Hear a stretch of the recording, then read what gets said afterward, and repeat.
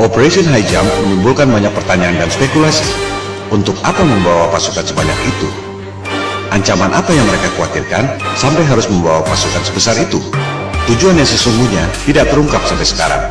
Sebagai perwira militer, Admiral Byrd tutup mulut, tak banyak bicara soal itu. Dokumentasi Operation High Jump sempat beredar. Terlihat Admiral Byrd menemukan wilayah di Antartika yang sama sekali tidak ditutupi salju, yang sangat memungkinkan adanya kehidupan.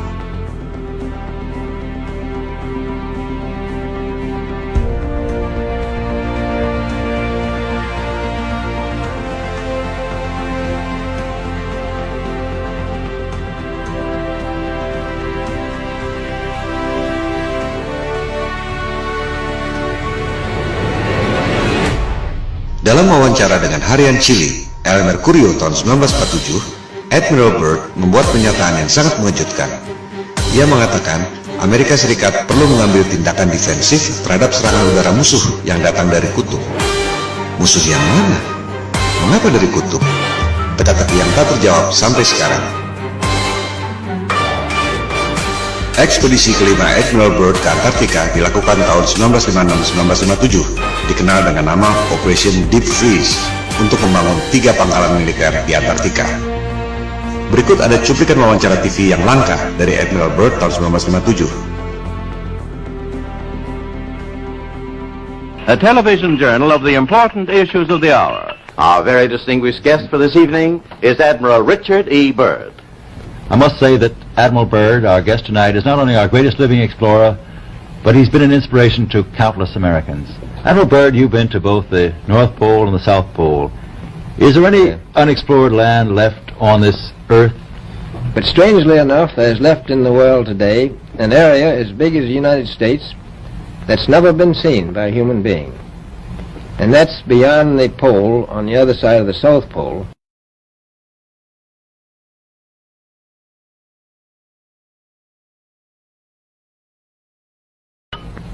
We've found enough of coal within 180 miles of the South Pole, enough to supply the whole world for quite a while. So we think there's oil there, and there's evidence, probably uranium there. Ada 3 hal yang sangat penting yang perlu dicatat dari pernyataan otentik Admiral Byrd. Pertama, Antartika kaya sumber daya alam. Ada batu bara, minyak, dan kemungkinan uranium.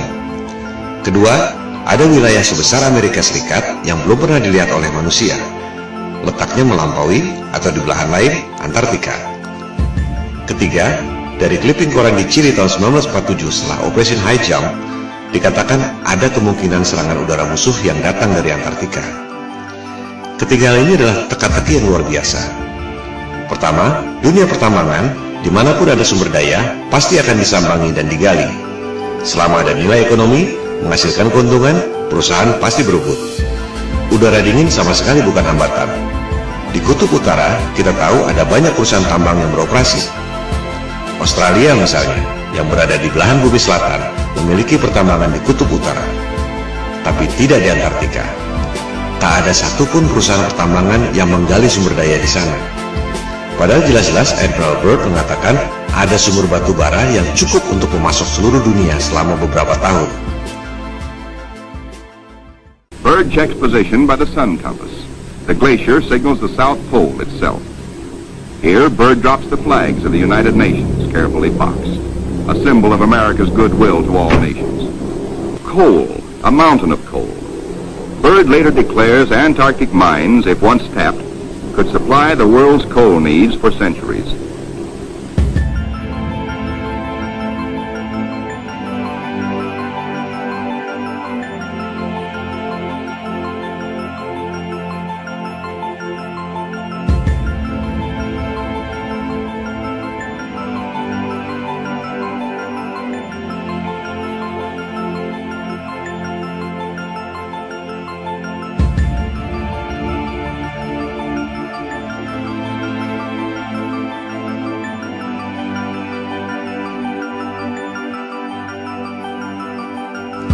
Apakah ini berkaitan dengan pernyataannya bahwa ada kemungkinan serangan udara musuh dari Antartika? Musuh yang mana? Byrd menyimpan rahasia ini bersama para elit global.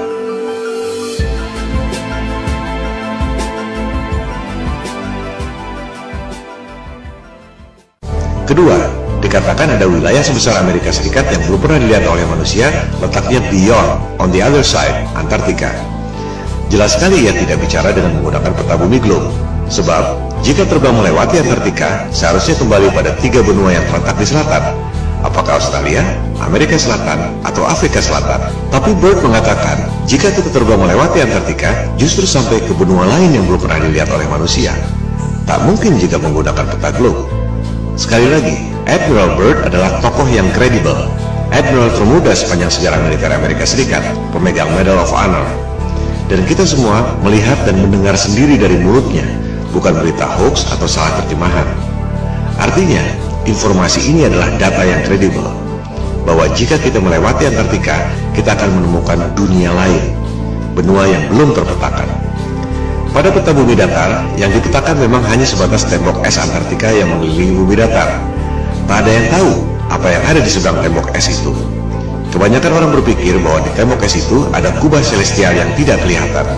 Tapi, menurut Byrd, masih ada benua lain di seberang sana. Apakah ini berkaitan dengan pernyataannya tentang ancaman serangan udara musuh dari belahan Antartika? Yang sangat menarik, di Library of Congress, Perpustakaan Kongres Amerika Serikat, Anda dapat menemukan peta seperti ini. Peta itu ditemukan di sebuah kuil di Jepang yang dibuat sekitar 1000 tahun lalu. Kita lihat, yang bulat di tengah itu adalah peta bumi datar, yang juga merupakan logo PBB. Lingkaran putih adalah tembok es Antartika. Di bagian luarnya, ada lusinan benua-benua sebesar Amerika.